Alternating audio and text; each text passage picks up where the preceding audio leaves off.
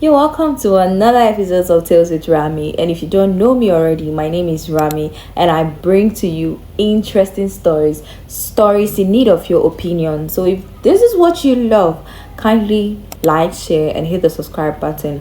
So today I'm sharing 3 stories, and you're welcome once again. If you're not part of this family, what are you waiting for? Kindly hit the subscribe button and let's be friends. Now let's delve into our first story of the day. Story number uno. Story number 1. Please keep me anonymous. I am only sharing this because I have learned that not everyone who carries a Bible is truly holy. When I moved into that compound, I was honestly happy.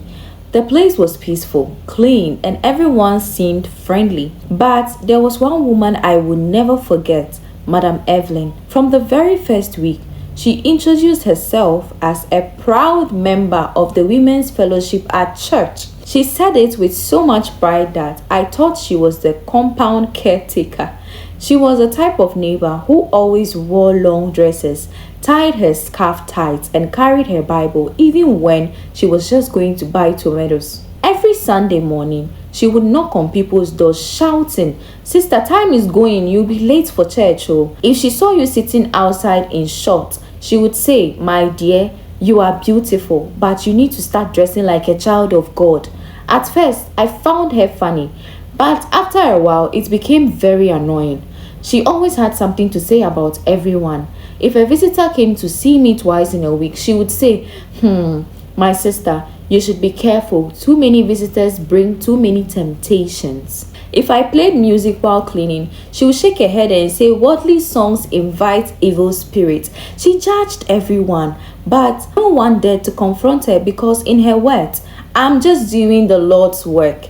Her husband was barely around. He was a driver for a big company and only came home on weekends. She always bragged about how faithful she was, how she didn't need a man's attention. But as time went by, I started noticing strange things. Around 10 p.m. most nights, a car would stop quietly by the gate.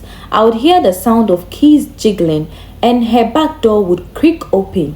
The first time, I thought maybe her husband had returned early, but the next morning she told me he was still out of town. It happened again the following week, then again. One night, I accidentally saw them. I had gone out to pour some water by the corridor when I saw a tall man slipping into her apartment. She was waiting by the door, dressed in a wrapper, smiling. The light went off immediately after he entered. My heart almost dropped. This was the same woman who came to my room a few days earlier to tell me, "You shouldn't be bringing men here, my sister. The body is the temple of God." I didn't say anything. I told myself it wasn't my business, but the truth always finds a way out. A few weeks later, her husband returned earlier than usual. He had lost his job and decided to surprise her. The problem was, her visitor came that same night. None of us will ever forget the sound of her husband's shout that night. He caught them right there in the sitting room. The whole compound gathered outside, pretending not to listen. But everyone heard the shouting, the crying, the sound of things being thrown around. The man kept shouting, "Evelyn, you of all people, after all the fasting and prayers, this is what you've been doing." She was begging, crying, trying to hold his leg, but the man was done.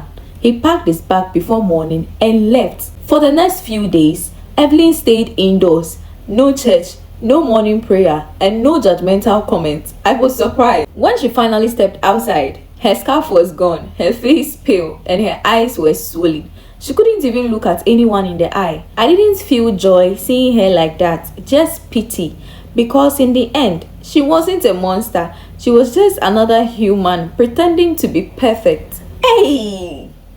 You should never let anyone that acts holy make you feel less of yourself. Some people are using religion to mask their real identity, their own struggles, their own battles that they don't want you to see. Live your life and pray in your own way. And never let anyone's judgments define your fate. You never know what they do when the lights are off.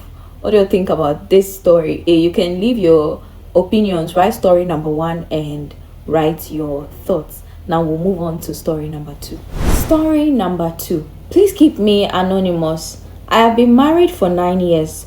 My wife, let's call her Ajua. She is calm and quiet, and she's very soft spoken, gentle, and never argues. When we got married, she devoted herself completely to me, cooked for me, prayed for me, even tolerated my bad moods. She's not the flashy type. She doesn't wear makeup. She doesn't go out often. And she always says, I'm fine as long as you're happy. But I'll be honest, I didn't appreciate her. I started cheating about 2 years into our marriage. Not because she did anything wrong. I just felt like I could. The woman I messed with meant nothing to me. It was just fun. Anytime she found messages or got suspicious, I would twist the story, accuse her of overthinking, and she'll end up apologizing. That's the kind of woman she was. Timid, always afraid to lose me. There were times she would cry silently in bed, and I would ignore her. I told myself she would never leave, that she needed me more than I needed her. But lately, something has changed. She is different. She doesn't shout, doesn't complain, doesn't even ask where I go anymore. She just moves quietly, gets up early, cooks, takes care of the kids, and stay on her phone reading or texting someone. I thought maybe it was just stress or one of those women's mood. But last week she said something that shook me to my core. She looked at me straight in my eyes. I want a divorce. I laughed, thinking she was joking, but she wasn't. She said she's tired and tired of being disrespected, tired of pretending everything is fine, tired of waiting for me to change. She said she'd been praying and maybe God's answer is for her to walk away. I was stunned. This was Ajua, my quiet wife who never raised her voice, the one who used to say till death do us part. I tried to talk to her, but she was calm, too calm. That calm that's more painful than shouting. She said something that's been haunting me since. I finally realized that peace is better than pain, even if it meant being alone. Now she barely talks to me. She's even moved her things into the guest room. I've noticed she's more confident lately. She's dressing differently, smiling more, even going out sometimes. I can tell someone is advising her, maybe even influencing her. Maybe a friend, maybe a co-worker, I don't know. But however it is, I feel like they are turning her against me. And I swear, for the first time, I am scared. I don't want to lose her. Yes, I cheated. I know I hurt her. But she's my wife. I love her. I can't imagine coming home and not seeing her. I've tried begging, but she just looks at me and says, now you understand how it feels to beg for attention and be ignored. It hurts. I know people will insult me, but I just need advice. How do I make her forgive me? How do I make her stay? Because I'm losing my mind watching her slip away. I see. You want advice? Most people do not know what they have until they lose it. After everything you've done to this woman, you are still saying you love her. You don't love her, because if you did love her, there's no way you're going to disrespect her like that. No one would disrespect his woman. Even her tears meant nothing to you when she was crying and you knew what you did to her. Ah, God. What do you all think about this story? Just write story number 2 and leave your advice. And should his wife give him another chance, or should she walk away and never look back? Leave your thoughts in the comments and we'll move on to story number 3. Story number 3. I grew up with a single mother. My dad left when I was still a baby, so it was always just me and her until she met Uncle Ben. That's what everyone called him. He was charming, funny, and at first I liked him. He used to buy me sweets, help me with homework, and call me princess. When he moved in with us, I thought finally my mom is happy again. But I was wrong. It started when I was 11. He would enter my room at 9, sit on my bed, and say he was checking if I was okay. At first, he would just pat my back and tell me to sleep. But as the months went by, his hands started going places they shouldn't. I was confused and scared. He would whisper, "Don't tell your mom. She won't believe you." And I didn't, not at first. But it got worse, much worse. Every night when my mom went to her night shift, I would dread the sound of his footsteps. I started locking my door and he found ways to open it.